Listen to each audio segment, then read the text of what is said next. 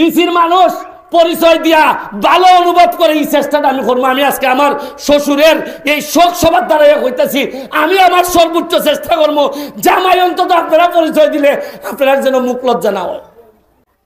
আমি জিজ্ঞাসার চেষ্টা করছি, বলছেন যে বাবা এটা নির্বাচন কিতা করবাই, কিন্তু এই একটা লোক জীবনে কোনোদিন আমি তাই যত এই এলাকার মধ্যে যত লোকের বিপক্ষে নির্বাচন করছেন আমার মনে হয় না কোনোদিন কইছেন যে লোক খারাপ বা তার কোনো বদনাম আছে। আমি গর্ববোধ করি আমার শ্বশুর হিসাবে না, একজন মানুষ হিসাবে, যে আমি উনার মতো একজন ভালো মানুষের মেয়ে বিয়ে করছিলাম এবং সারা জীবন আমি গর্ববোধ করি। আমার বাড়িতে আমি এই দিন জানাজার মধ্যে হইয়া গেছি, আমি যখন ব্যারিস্টার হইয়া আইছি চাউল নাই, এমন না যে কিনতাম পারি না, কিন্তু গড়ের নমুনা দেখলো তো ওর এটার ভাই যে কিছু টান আছে, 2 বস্তা করে চাউল নিয়ে যাইতা।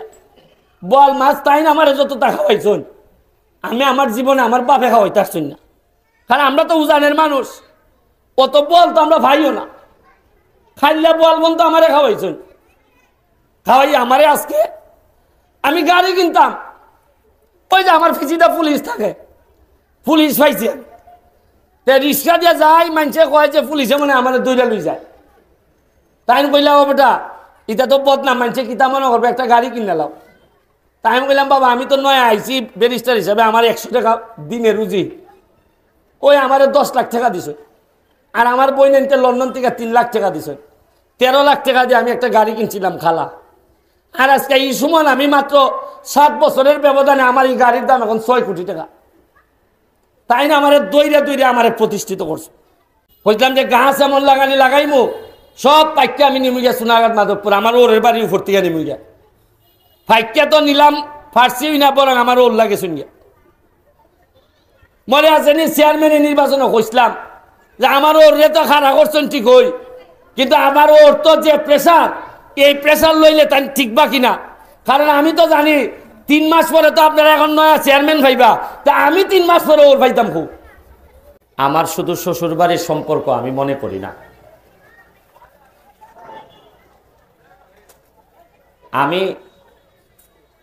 আমি যখন লন্ডন থেকে আসি ব্যারিস্টার হয়ে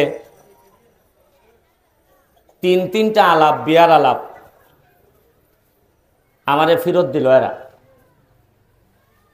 কেন লাগি ফেরত দিল যে ব্যারিস্টার ঠিক হই কিন্তু রাজনীতি করে, বিয়া দিল না। এই সময় আমার বাবা মারা গেছেন, আমি একটা অসহায়ের মতো। ঠিক এই সময় আমার যে বিয়ার আলাপটা আইলো, আমারে কুলে তুল্লা নিলা আমাদের আবু জাহির সাহেব। আমি তখনও আমার শ্বশুরে চিনি না, তবে তাইনের নাম শুনছি আমি খালি, আব্দুর রহিম। সোনারঘাটের এক লোক মাইর খাইছে, এখন বিচারের লেগে অভিগঞ্জ আমার আরেকজনে কইল যে বিচারে 40,000 টাকা সাব্যস্ত হয়েছে, এই টাকাটা দিতাছে না, তা আপনি একটা লোক রেনে কইতে আর বা কইলে মনে হয় টাকাটা পাইব। আমি কইলাম খারে কইতাম, হয় রিসির একটা লোক আছে আব্দুর রহিম, যদি আপনি তারে কোন টাকাটা দেয় না খেলে তাইলে মনে হয় টাকাটা ফাই দিতে পারেন।